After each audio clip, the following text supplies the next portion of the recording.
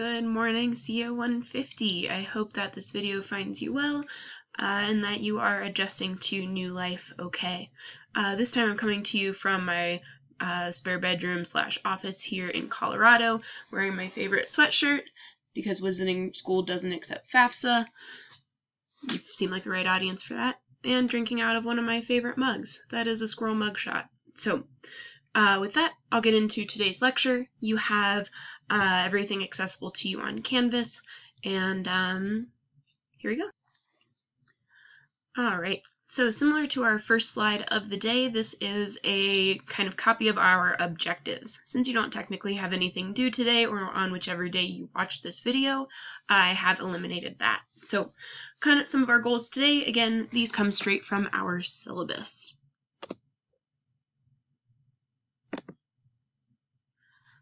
Today we're going to be focusing on the parts of an argument. We are mainly using the Toulmin structure. This is a classic rhetorical idea or concept, and we'll be going over all of these different vocabulary words so that we can apply them to the way that you might choose to organize and structure your argument. So, first, we talked a lot about your thesis last week. We're giving this a new term today. That's claim. A claim is essentially the same as the thesis, your main argument, whatever you want to achieve in this work. One big difference, one thing that we want to make sure of, is that this is really a thesis statement and not a purpose statement. I have the same example here for you that I did on the Prezi. Purpose statement might be something like, I intend to examine this idea. Versus a thesis statement is more argumentative. It does take a position. We want to know the answer to that research question you posed in P2. So your thesis statement could be, the death penalty does not deter crimes, and then we know exactly where you stand on the death penalty. So with this claim, this should be a piece that's evident throughout your entire work. If you think about P1, for instance, you told us whether or not your text was effective with its audience. Then every paragraph worked to prove that. Think about that as we go through your P3. Reasons are going to be your supporting points. Essentially, these will help outline the different paragraphs or sections that you have in your paper and help you develop topic sentences based on this idea. Your claim is supported by these reasons, giving you support for why and how this claim is true. So, in our example about the death penalty, we had that it doesn't deter crime, so that might be one reason.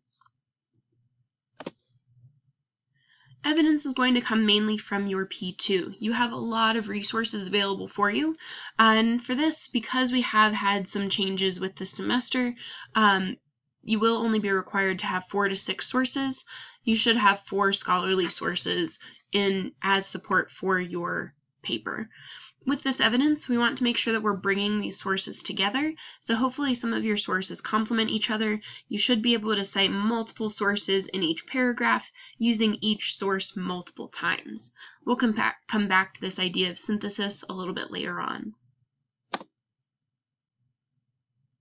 Warrant is one of the most important pieces of your paper. We've used the term explanation before in the pie model. Here it's basically the same thing as the warrant and explanation. Each time you introduce a source, we need to know why and how that's important. You might connect this to your audience, you might show how it's connected to the reason, or reference your claim. This is where your analysis comes to the front and is the most important. So, all of your ideas, all of your analysis, all of your explanation gets wrapped up in this term, the warrant. Counterargument is also going to be an important piece of this paper. As with any argument, we want to make sure that you are unbiased, that you demonstrate strong ethos, and that you're able to understand and respond to potential counterarguments. So, we've got a few terms here. First, counterargument is the opposition. This is the reason. It could be an additional reason showing why your logic is flawed. It could be part of why people disagree with you. Refutation is a separate term. This is when you fight back against the counterargument. So you have your reason, opposition presents the counterargument, you present your refutation to show why that counterargument is flawed. Last option when responding to the counterargument is concession. So you present your argument, the counterargument is represented. In your concession, you might need to agree with some of that opposition. Sometimes the other side has a really good point, and you should acknowledge that. It doesn't weaken your argument. Instead, it builds your ethos, showing that you understand that you're not just discounting the opposition, and it helps you demonstrate logos by showing all the facts, by looking at all the ideas. So, that in your argument, this could look a number of different ways. We always start with the claim, and each paragraph is going to be built around a main reason, providing evidence, and warrant to explain that idea. Counterargument is where we see a lot of difference. Maybe you need to present the counterargument first. If you have an audience who's really opposed to what you're trying to present, you might need to present their ideas first and show them that you're listening, you understand where they're coming from, but you have better ideas. Or, if it's a really, really opposed argument and your audience is going to have something to say about every point you make, you might need to present the counterargument with each reason. With every time you present your idea, you might have to acknowledge the counterargument. You present your idea and acknowledge the counterargument again, and go back and forth with this. Or, if you have an audience who's generally going to agree with you, it might be best to save the counterargument for last. First, present your logic, get readers on your side, and then address some of the flaws or why this might be challenging, why someone might have an issue with what you want to accomplish. There are specific terms for these different types of arguments. So, first is what we were just talking about, the classical argument. This works with a lot of arguments that don't have a lot of opposition, where you can just present the counterargument at the end. Things like arguing for sexual assault prevention or access to mental health care services. There aren't really a lot of people on the opposite side saying, no, we need more of this or less of this. It's not a direct opposition, but there could be some challenges with the argument, so you can present that at the end. In point-by-point structure, this is kind of where you have opposition to every single idea. This could work well when you have a lot of really challenging ideas, or you have an audience who's strongly opposed to what you believe in. If you're going from the assignment sheet, when you think about our three purposes, making someone less resistant, you're likely to have that kind of situation here. An example argument for this might be looking at a student who wrote a paper about 2012 being the end of the world. Each time, for each reason, presents one ancient theory about how the world is ending, and then the counterargument that disproves it. Same thing, another ancient theory that shows the world is ending, and then evidence to disprove it. In the alternative argument structure, this was kind of the first one that I introduced. If you have a lot of opposition, if you want to frame the issue for exigence or make sure that your readers don't automatically stop listening to you, it might be helpful to present the alternative perspective first, showing why people might disagree, and then presenting your ideas. For example, I'm a CO150 teacher. I know that this is a required course. I know that most of you aren't in this major, but CO150 actually has a lot of advantages. So by acknowledging the opposition first, by acknowledging that you might not be super excited to be in this course, then I can maybe get you on my side to listen to why it will actually be beneficial for you. Is it working? Okay. Problem solution is maybe where you have a lot of people who agree on the problem. Everybody acknowledges and knows that there's an issue. There's just a lot of ideas on how to solve it. This is usually where you'll find the opposition. With problem solution, you usually agree on the problem, but you have different ideas of how to solve the problem. For example, your argument might be that it's difficult to find international food on CSU's campus, so the solution is to create a designated dining hall for authentic international foods.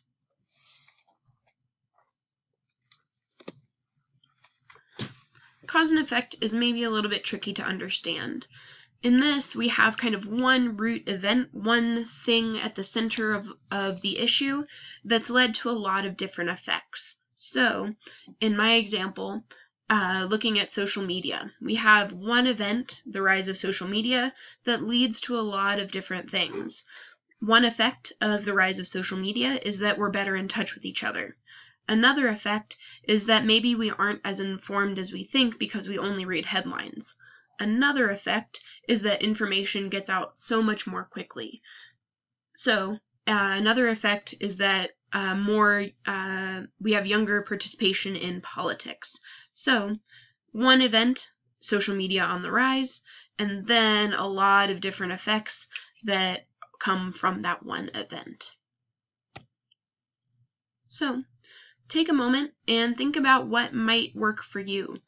First, consider your stakeholder. How opposed is this audience? Are they really on your side? Are they going to object to everything you say? How can we start looking at your issue most effectively and present it in an argumentative structure? I'll give you a moment to think.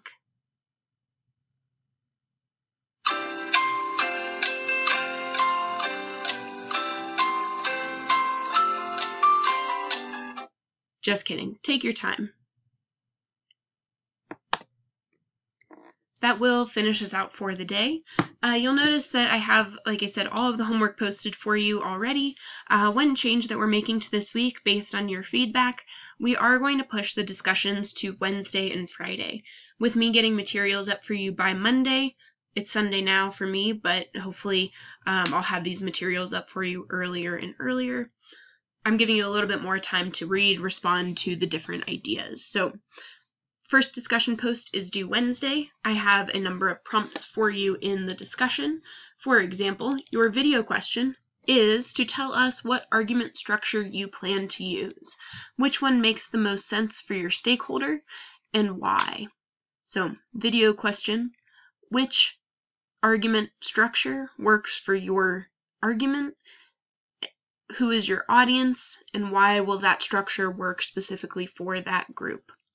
Okay, that's due Wednesday, along with a couple other questions. Part 2, you'll respond to your classmates. So, once everybody has these posts, your goal is to respond in about 200 words to 2 different classmates. Then, Sunday assignments, which are already available.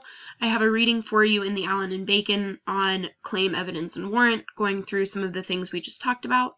I have a student sample for you online as requested. I do have a few samples. Both of these should be strong. And I'm asking you to outline your project. I have templates of these different argumentative structures online for you. Choose one of them. Excuse me. Choose one argumentative structure and start plugging in your reasons and evidence. Start brainstorming. You should have this complete for Sunday to turn in. And that's everything I have for you today. I hope that everything is going well for you, that you're staying healthy and safe, and as always, please feel free to contact me as needed. Take care, everybody.